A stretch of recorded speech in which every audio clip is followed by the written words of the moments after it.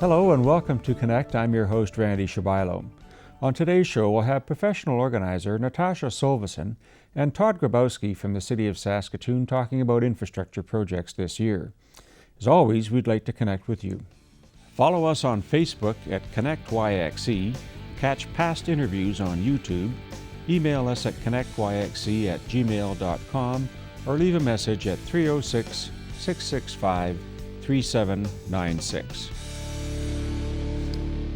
Spring is here, and we have Natasha Solvason going to give us a little bit of insight into how to organize and help you with your moves and, I guess, straightening out the homes that we all live in and maybe downsizing. Thanks for taking time and coming here. Thanks for having me. I want to talk a little bit about yourself and the business that you do, because it's very interesting.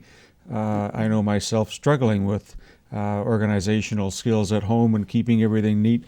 Where would you start, and what types of things do you operate with? Well, I always start with an in-home consultation with my clients because everybody's needs are so specific. And generally I get a tour of basically the whole home, and then they kind of tell me what challenges they're having. And from that point we can determine, their needs and create a plan. And then the next session would be a working session. So you'd go in and assess. We have a fridge, stove, all types of little trinkets and doilies and everything that have been handed down for generations probably. Do you help keep some things that people want to keep? So if we're using seniors as an example, maybe downsizing from a home they've lived in for 20 years and now going to an apartment, what would you start with there when you're starting to help them? Yeah, so again, initial assessment. And then if they know where they're moving, I like to go and take measurements over there. Once we're doing the assessment, I measure their furniture that they're hoping to take. We kind of talk about, what kind of services they're going to be getting at their new home. So if they're going to assisted living, they might be getting 3 meals a day, and therefore they don't need their kitchen anymore. So basically they're getting rid of 98% of their kitchen items. So I help them with those decisions on what to take with them. In that circumstance, they would take, maybe 4 plates, 4 bowls, 4 forks, some mugs and cups. And then all that stuff that's left behind, I also assist them with, where is that going to go? So is there family involved that can take some of that, or friends? Or, sometimes we do auction sales, or also just there's a lot of great places to donate items like that here in Saskatoon. So it's not just kind of a wham-bam type of thing. This can be over a course of weeks if need be. Are there some short-term solutions that people can take measures, planning for a move in a year or two that they can start with? Yeah, I think, one of my services is called Downsizing. And, that's working with seniors typically. But I think at all times, in our homes, we should be kind of downsizing. If you have young kids in your home, for example, they're constantly outgrowing clothing and toys and sports equipment. So as they do outgrow those things, you should be letting that go, passing that on to somebody else. Again, with your kitchen, for example, or tools in a garage, people collect things over time, and it builds up, and then people get very overwhelmed, and that's when they call me. So if you're constantly kind of letting go of things as you're not using them anymore or needing them anymore, it's going to be a lot more helpful when, if you do have to come to a move. How would someone understand and process heirlooms, as an example? So we have Grandma's knife and fork set from 1930-something, and that's been handed down through 2 generations. How do you help people determine, is that valuable? And if no one wants it, then how do you take it from my prying hands on it there? Well, yeah, when I'm working with seniors, for example, all of those things, the china and the crystal and the silverware, that was, a way that people used to entertain years ago. However, it's not anymore. So it's not as valuable to a lot of people. Now people are using paper plates and disposable cups instead of that fine china. So if nobody in the family wants it, I mean, that's obviously where you go first, is to determine if anybody in the family would like that. There are places here in town that will purchase things like that if they are a little bit more special and unique. If my client is willing to let go of it, or sometimes we suggest just to use it for the everyday, dishes. So use the china every day. Why not? Do you see, maybe just turn the tide on that? What happens if there's 2 or 3 family members that say, no, I want that, and they, no, I want that? Do you kind of be the moderator there, or let them duke it out? Yeah, that's an interesting question, actually. I haven't come across that a whole lot, especially with that kind of stuff. Because usually when people contact me, they don't have as much help from the family members as, as some families would. So usually there's maybe one kind of contact I have that's like an adult child, and I would probably let them duke it out in that circumstance. Talk to your lawyer. Absolutely.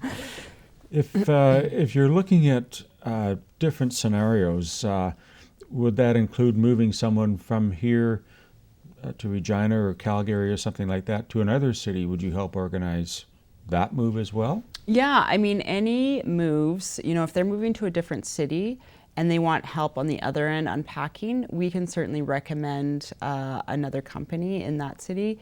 I'm a part of the Professional Organizers of Canada, and so we have people located all across Canada. So I could suggest somebody in the other city. However, here, we would help with the pack up portion of that. And if they're moving even within the city, we could do both ends. So we could pack and unpack. And through that process, we do it in a very organized way, of course. And also we want to let go of some items that you're not going to need in your new home or your new life, instead of moving that and making space for that in your new home.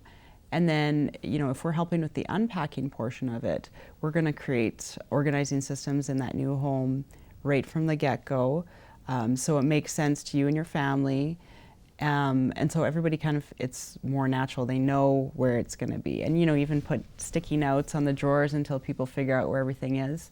But it's really, it takes a lot of stress out of moving, because it is a very stressful thing to do, and we can help take a lot of that stress away. Does that matter a lot, I guess, if people are looking at things like clothing? You mentioned moving to a place where you may get meals served, so you're downsizing in that sense. What happens with someone who's still actively working and maybe retiring but still office work at home? Do you help organize that type of thing for an office setup in a new apartment type? Yeah, we do all types of residential organizing. So, especially since, COVID, there's been a lot more people working from home. And so we certainly have established some office spaces in people's homes. We've gotten really creative with it. Sometimes people have to move from space to space during the day, depending on, what's happening in their home. So we can help with that for sure. You're not doing the actual moving then, you're organizing, helping get ready for the movers. Yeah, exactly, Right. yeah. And we have a couple movers that we like to suggest. So yes, we don't do too much heavy lifting. Yeah, so it's essentially a phone call to you and you look after everything. Yeah, we can arrange the movers and kind of manage the move. That's what I like to call ourselves when we're doing a move, is kind of the move managers. So we're kind of managing that whole process. So if this is a spring of 23 and people are just talking about it, maybe watching the show now, what would you guide them with to say, as the weather warms up, should you focus on some things inside and then move outside, or what would you advise? Yeah, we get a lot of garage organizing in the spring and summer, and right now people are thinking about like spring cleaning, and organizing can be a part of that. So a big thing that changes here in Saskatchewan for people is the amount of clothing that you have to wear, like the outerwear, because there's so many different seasons. We're not there yet because we still have a lot of snow, but soon enough, like if most people have to rotate their seasonal clothing out of their main kind of coat closet or coat area. So that's something that I always suggest, to create room for your spring items, because everything in winter is so bulky. So just wash it and store it somewhere else, all the toques and mitts and stuff. And if you have young kids, just take note of what sizes they are. You might need to get some new sizes next year. They might be kind of outgrowing everything. My son's coat is threadbare now because he is 6. So I know next year I'm going to have to get him a new one. But definitely rotating that seasonal stuff is essential in most people's homes. Garages and I guess yard equipment and things like that. Is that just typically something that you would look at and say, you know what, you're moving into an apartment, they do the groundskeeping there, let's let some of these things go.